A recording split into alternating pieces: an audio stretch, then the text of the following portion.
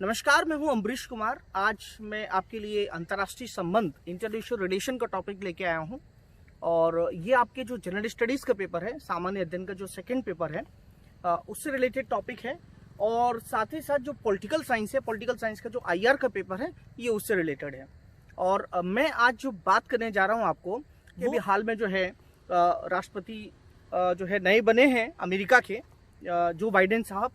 तो उनका एडमिनिस्ट्रेशन किस तरीके से जो है डिफरेंट इश्यूज को टैकल करेगा, उनकी फॉरेन पॉलिसी क्या होगी, उन सब पे हम चर्चा करेंगे। और मेरे टॉपिक का जो मैं आज आपको एक्सप्लेन करने जा रहा हूँ भी, राइट, 1950 से लेके अगर आप देखेंगे तो हम भले ही किसी गुट में शामिल नहीं थे या किसी देश को फेवर नहीं करते थे, लेकिन फिर भी कहीं ना कहीं जो है हम रशिया के साथ थे। और यूएसए से हमारी जो यूएस के साथ जो हमारी कह सकते हैं कि जो दूरियां थी वो काफ़ी ज़्यादा थी। के बाद जो है आप 1990 के बाद जो है आप देखेंगे कि भारत और अमेरिका की जो रिलेशन है उसका एक नया अध्याय या नया चैप्टर स्टार्ट हुआ। मतलब 1990 के बाद भारत और अमेरिका की जो रिलेशन है वो काफ़ी इंप्रूव हुए है, काफ़ी कह सकते हैं कि अच्छे तरीके से उन्होंने टैकल किया और भारत के साथ रिश्तों को अच्छा बनाया। उन्होंने जो है कह सकते हैं कि जो यूनाइटेड नेशन सिक्योरिटी काउंसिल में जो परमानेंट सीट की बात चल रही है, जो यूनाइटेड नेशंस रिफॉर्म्स की बात चल रही है, तो बराक ओबामा साहब का जो है पूरा समर्थन रहा भारत के लिए। ये एक इम्पॉर्टेंट बात है। जैसे कि आपको पता है कि यूनाइटेड नेशन सिक्योरिटी काउंसिल में बाइडेन साहब जो हैं आज, राइट, मैं ओबामा के साथ डायरेक्टली बाइडेन साहब पे आ गया हूँ। तो कहने का मतलब है कि कहीं ना कहीं यूनाइटेड नेशंस रिफॉर्म्स में अभी अगर आप देखेंगे तो भारत लगातार ये प्रयास करता रहा है कि भारत को परमानेंट सीट मिले। और अमेरिका ने भी उसको सपोर्ट किया है 2009 के बाद अगर आप देखेंगे, क्योंकि ये जो एक अनडेमोक्रेटिक कह सकते हैं कि मैनर में जो यूनाइटेड नेशंस आज जो काम कर रहा है, जो उसका स्ट्रक्चर है, उसमें बड़े सुधार की जरूरत है। और इसके लिए जो है यूनाइटेड नेशंस रिफॉर्म्स की अगर मैं बात करूंगा तो आज के समय की रियलिटी है कि राइट, कि जब तक जो है यूनाइटेड नेशंस रिफॉर्म्स नहीं होंगे तब तक जो है बात आगे नहीं बनेगी। यूनाइटेड नेशंस में अभी आपको पता होगा कि भारत को नॉन परमानेंट सीट मिली है और हमें जो है 1 जनवरी 2021 से हम उसमें काम करना शुरू कर देंगे अमेरिका के साथ में। और मुझे ऐसा लगता है कि जो नए राष्ट्रपति जी आए हैं उनका समर्थन भी हमें इस मामले में पूरा रहेगा। तो जैसे मैंने आपको बताया कि 2009 में बराक ओबामा साहब ने जो है यूनाइटेड नेशंस में भारतीयों को समर्थन, यूनाइटेड नेशंस में इंडिया को सपोर्ट किया। और एनएसजी में, न्यूक्लियर सप्लाई ग्रुप में भी जो है बराक ओबामा साहब का जो है पूरा सपोर्ट था। अगर हम अफगानिस्तान में देखेंगे, जो भारत की विदेश नीति थी, उसमें भी ओबामा साहब का पूरा सपोर्ट था। और मध्य एशिया की बात करेंगे और सेंट्रल एशिया की बात करेंगे, अफगानिस्तान की बात करेंगे, तो कहीं ना कहीं जो है अमेरिका का जो है हमेशा समर्थन भारत के लिए रहा है 2009 से। तो मैं 2009 के बाद के रिलेशन में आपके सामने एक्सप्लेन कर रहा हूँ कि किस तरीके से अमेरिका ने भारत को किन किन मुद्दों पर समर्थन दिया। अगर हम बात करेंगे ईस्ट एशिया समिट की बात करेंगे, तो ईस्ट एशिया समिट में भी भारत को जो है वो सदस्य बनाने के लिए, मेंबरशिप के लिए जो है भारत को सपोर्ट अमेरिका का रहा है। सिविल न्यूक्लियर डील हुई है, सिविल न्यूक्लियर डील जो 2008 में हुई है, जिसमें कह सकते हैं कि लॉजिस्टिक 2008 में जो है सिविल न्यूक्लियर डील हुई है अमेरिका के साथ में। ये बहुत इंपॉर्टेंट एग्रीमेंट है हमारा। और उसके साथ देखेंगे लॉजिस्टिक एक्सचेंज मेमोरेंडम ऑफ जो कह सकते हैं एग्रीमेंट 2016 में हुआ है अमेरिका के साथ, ये भी काफ़ी महत्वपूर्ण है। मतलब एक तो सिविल न्यूक्लियर डील जो 2008 में हुआ है, उसके बाद logistic exchange memorandum of agreement 2016 में हुआ, ये भी काफ़ी महत्वपूर्ण है। कुछ हम सहयोग की बात कर लेते हैं कि क्या क्या सहयोग जो है भारत के अमेरिका के साथ में है। तो आप देखेंगे कि क्वाड जो है, राइट, आपको पता होगा इंडो पैसिफिक जो क्षेत्र है, वहाँ पर क्वाड में हम लोग सहयोग कर रहे हैं। क्वाड के साथ एक सबसे खास बात, एक चीज मैं आपको बताना चाहूंगा कि भारत की विदेश नीति, फॉरेन पॉलिसी रही है कि क्वाड को एज ए मिलिट्री अलायंस के रूप में भारत कभी भी रिकॉग्नाइज नहीं करता रहा है, क्योंकि भारत की नेम की पॉलिसी है, भारत नहीं चाहता है वो किसी के विरुद्ध जो है एक मिलिट्री अलायंस बनाया जाए। भारत की पॉलिसी ये है कि कहीं ना कहीं जो चाइना का अग्रेशन है, चाइना की जो विस्तारवादी नीति है, उसको रोका जाए। तो इसके लिए जो है क्वाड में हमारा जो है सहयोग है अमेरिका के साथ में है। और भारत की जो है 2+2 जो वार्ता चल रही है, भारत की 2+2 जो वार्ता चल रही है अमेरिका के साथ में, ये भी एक जो है सहयोग है। आगे हम देखेंगे कि अमेरिका के साथ में हमने BECA का एग्रीमेंट किया है। ये अमेरिका के साथ हमारा एक समझौता है। जहाँ तक मैं ट्रेड की बात करता हूँ, व्यापार की बात करता हूँ अमेरिका के साथ में, तो अगर आप देखेंगे कि हमारा जो ट्रेड है काफ़ी बड़ा है डिफेंस रिलेशन में, सिक्योरिटी रिलेशन में, उसके साथ साथ स्ट्रेटेजिक जो पार्टनरशिप है उसमें हमारे जो संबंध है कहीं आगे बढ़े हैं आज अगर आप देखेंगे।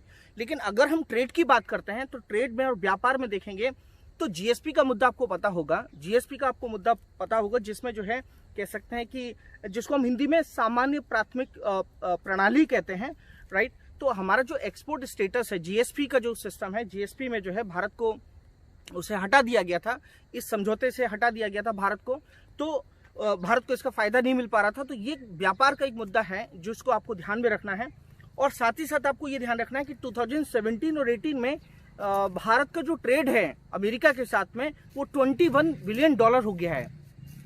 हम एफडीआई की बात कर लेते हैं, तो एफडीआई के बारे में अगर आप बताऊंगा कि अगर आप देखेंगे ट्रेड के अलावा एफडीआई के मामले में भारत के लिए इन्वेस्टमेंट का यूएसए 5th लार्जेस्ट सोर्स है। ये मैं आपको बता देना चाहता हूं। देखिए, मैंने ट्रेड के बारे में आपको बताया, ट्रेड में आपका जीएसपी का इंपॉर्टेंट बहुत मुद्दा है जिसको आपको एग्जाम में लिख सकते हैं, और जीएसपी के साथ साथ जो है एफडीआई का मुद्दा है, जो कि मैंने आपको बताया अभी कि एफडीआई में जो है हमारा 5th लार्जेस्ट सोर्स है अमेरिका।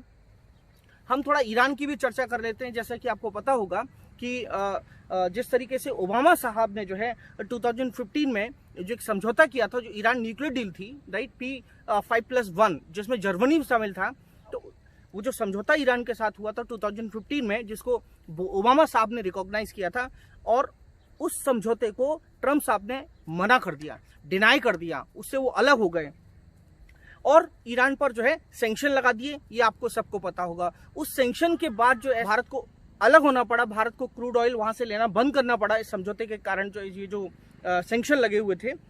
लेकिन एक चीज मैं आपको बताना चाहूंगा कि ईरान के प्रति ट्रम्प साहब की जो पॉलिसी रही है, राइट, ईरान पे जो सैंक्शन लगाए गए, प्रतिबंध लगाए गए, जिससे भारत का जो कह सकते हैं कि मैंने आपको जैसा कि पहले बता चुका हूं कि भारत को अपना कच्चे तेल का जो है इंपोर्ट है, राइट, वहां से जो आयात है वो रोकना पड़ा। अगर आप देखोगे ईरान ने काफी कम कीमत पे जो है भारत को जो है कच्चा तेल भेज रहा था, लेकिन उसको रोकना पड़ा। और लेकिन एक चीज मैं आपको यहाँ पे और बता देना चाहता हूँ, वो इंपॉर्टेंट चीज यहाँ पे ये है कि जो चाबहार का जो प्रोजेक्ट है, राइट, चाबहार का प्रोजेक्ट है, वो चाबहार का प्रोजेक्ट काफी जो है कह सकता हूं मैं कि इस समझौते से बाहर रखा गया। इस एग्रीमेंट से चाबहार प्रोजेक्ट का जो है सैंक्शन से बाहर रखा गया। सैंक्शन से बाहर इसलिए रखा गया क्योंकि अमेरिका को पता था चाबहार भारत के लिए कितना इंपॉर्टेंट है, कितना महत्वपूर्ण है, राइट। सैंक्शन के कारण हमारे जो रेलवे प्रोजेक्ट्स हैं ईरान में वो आज रुके हुए हैं। भले ही हाईवे का प्रोजेक्ट्स, क्योंकि ईरान एक कनेक्टिविटी है अफगानिस्तान के लिए, ईरान हमारे लिए बहुत महत्वपूर्ण है। ईरान के साथ मैं समझता हूं कि आगे आने वाले समय में ईरान के साथ जो डील हुई है, न्यूक्लियर डील हुई है, उसको फिर से लाने के फेवर में है कह सकते हैं हमारे बिडेन साहब, ऐसा हमें समझता हूं। लेकिन कारण ये है कि उनका सीनेट में जो है, राइट, अगर आप कांग्रेस को देखेंगे तो सीनेट में मेजोरिटी नहीं है, सीनेट में बहुमत नहीं है। तो क्योंकि राष्ट्रपति की जो डिसीजंस होते हैं उनको सीनेट का अप्रूवल देना ही पड़ता है, सीनेट का अप्रूवल लगता है उनको, सीनेट का अप्रूवल चाहिए होता है।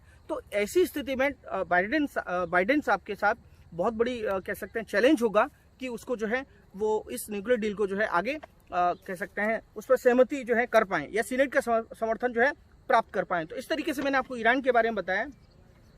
क्वाड के बारे में तो मैं आपको पहले ही बता चुका हूं कि क्वाड जो है गठबंधन जो है अलायंस के रूप में भारत ने हमेशा इसको अवॉइड किया है, और भारत का उद्देश्य हमेशा ये है कि चाइना की जो एग्रेशन की जो पॉलिसी है, कह सकते हैं कि उसकी जो विस्तारवादी नीति है, उसको भारत कहीं ना कहीं रोकना चाहता है। तो क्वाड जो है भारत और अमेरिका के संबंधों में एक महत्वपूर्ण आयाम है, महत्वपूर्ण डायमेंशन है। चाहे आप इंडो पैसिफिक की बात कर लें तो इंडो पैसिफिक का क्षेत्र भी जो है वो भारत और अमेरिका के संबंधों में बहुत इंपॉर्टेंट एक डायमेंशन है, राइट। आपको पता होगा कि अभी हमारी जो है मालाबार की एक्सरसाइज चल रही है, जो कि इंडिया यूएस रिलेशन में एक बहुत इंपॉर्टेंट कह सकते हैं पॉइंट है। एक चीज मैं आपको और बताना चाहता हूं, वो ये बताना चाहता हूं कि आज यूएसए जो है डिफरेंट जो है प्लेटफॉर्म से, डिफरेंट एग्रीमेंट से बाहर हो रहा है। कि पेरिस समझौता है, राइट, पेरिस समझौते से अमेरिका ने अपने आप को अलग कर लिया है, WHO से अपने आप को अलग कर लिया है, और अगर आप उसके साथ साथ जो United Nations human right commission है उससे अपने आप को उसने अलग कर लिया है। और इन्वायरमेंटल इश्यूज पे तो मैंने आपको बता ही दिया है। जहां तक जीएसपी कैटेगरी की बात है, उससे भी उसने भारत को जो है कह सकते हैं उसमें चेंजेस किया है, भारत को उसको नुकसान हुआ है।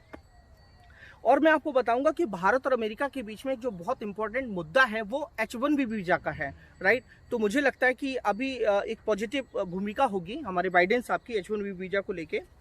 और अमेरिका की जो चाइना की जो पॉलिसी है, मुझे लगता है कि कहीं ना कहीं जो है बाइडेन साहब जो है भारत को सपोर्ट करेंगे। और चाइना की जो पॉलिसी है, राइट, चाइना जिस तरीके से आगे बढ़ रहा है, जिस तरीके से उसकी एग्रेशन की पॉलिसी है, उसकी अगर आप देखेंगे कि उसके जो जापान के साथ उसके जो रिलेशन हैं, या फिर साउथ ईस्ट एशिया में जो उसके रिलेशन है डिफरेंट देशों के साथ, उसके जो डिस्प्यूट हैं, जिस तरीके से साउथ चाइना सी पे अपना जो है कब्जा जमाने की कोशिश कर रहा है, वो डिफरेंट आइलैंड बना रहा है, आर्टिफिशियल आइलैंड बना रहा है। तो इसको लेके जो है मुझे लगता है कि बाइडेन साहब जो है एक उनकी जो विदेश नीति होगी वो कहीं ना कहीं चाइना को कंट्रोल करने के लिए जो है वो आगे जो है बढ़ेंगे। उसके बाद मैं आपको बताना चाहता हूं कि वेस्ट एशिया के लिए उनकी जो पॉलिसी है, भले ही वो ईरान का जो न्यूक्लियर डील है उसके सपोर्ट करने के कह सकते हैं, उसको आप सपोर्ट करेंगे, उसको दोबारा से लागू करने की बात करेंगे, लेकिन कहीं ना कहीं जो है उनको जो है कह सकते हैं इजराइल के साथ साथ जो है यूएई है, सऊदी अरब है, राइट। तो कहीं ना कहीं जो उनको बैलेंस करना पड़ेगा, क्योंकि इस क्षेत्र में जो है ईरान के जो संबंध हैं डिफरेंट देशों के साथ काफ़ी खराब है। और मैं अभी पाकिस्तान की बात करता हूं कि पाकिस्तान को जो है, क्योंकि अमेरिका हमेशा एड देता रहा है, राइट, फाइनेंशियल असिस्टेंस देता रहा है। बाइडेन साहब आगे देंगे नहीं देंगे, राइट, तो निर्भर इस पे करेगा कि क्योंकि आपको पता है कि पाकिस्तान की मिट्टी से हमेशा आतंकवाद पनपता रहा है, पाकिस्तान हमेशा टेररिज्म को स्पॉन्सर करता रहा है। तो बाइडेन साहब ये निश्चित रूप से कमिटमेंट लेंगे। WTO को लेके बात है, जहाँ पे WTO के हमारे और कह सकते हैं कि USA के कंट्रोडिक्शन है काफ़ी मुद्दों को लेके, वहाँ भी बाइडेन साहब क्या रुख लेंगे ये भविष्य की बात है कि क्या वो सोचेंगे। लेकिन एक चीज़ मैं आपको बताना चाहता हूँ कि भारत एक जो है इस समय देखेंगे कि भारत इस समय एक बहुत बड़ी शक्ति के रूप में उभर रहा है, राइट, चाहे वो साउथ एशिया में हो या पूरे वर्ल्ड ऑर्डर में हो, राइट, चाहे हमारी डिफेंस की कह सकते हैं स्ट्रेंथ हो, या फिर हमारे डिफेंस के साथ साथ हमारी सिक्योरिटी की स्ट्रेंथ हो, राइट। हम जिस तरीके से हम इकोनॉमी के पॉइंट ऑफ व्यू से अगर देखा जाए तो भारत एक बहुत बड़ी शक्ति है, और भारत को इग्नोर करना, राइट, अमेरिका के लिए उतना कह सकते हैं उतना सरल नहीं है, राइट। भारत को कहीं ना कहीं साथ में लेके अमेरिका को चलना पड़ेगा अपनी फॉरेन पॉलिसी में, साउथ एशिया में साथ में लेके चलना पड़ेगा। साथ ही साथ चाइना को जो है काउंटर करने के लिए भी भारत को साथ में लेके चलना पड़ेगा। जहाँ तक काउंटर टेररिज्म की बात है, हमारे संबंध अमेरिका के साथ बहुत महत्वपूर्ण है, बहुत आगे बढ़ चुके हैं हम लोग, और डिफरेंट चाहे वो स्ट्रेटेजिक पार्टनरशिप हो, चाहे वो सिक्योरिटी हो, चाहे वो डिफेंस हो, हम सभी मामलों में अमेरिका के साथ जो है काफ़ी आगे बढ़ चुके हैं। और भारत की जो आज स्थिति है वो काफ़ी मजबूत है। भारत और अमेरिका मिलकर एक नया इतिहास रच सकते हैं, और पूरी दुनिया को एक नए वर्ल्ड ऑर्डर में जो है हम एक दूसरे को देख सकते हैं, एक नया अध्याय जोड़ सकते हैं। और आगे भारत और अमेरिका के जो संबंध होंगे वो निश्चित रूप से जो है प्रगाढ़ होंगे, ऐसी मेरी उम्मीद है। इसी उम्मीद के साथ थैंक यू, धन्यवाद, जय हिंद।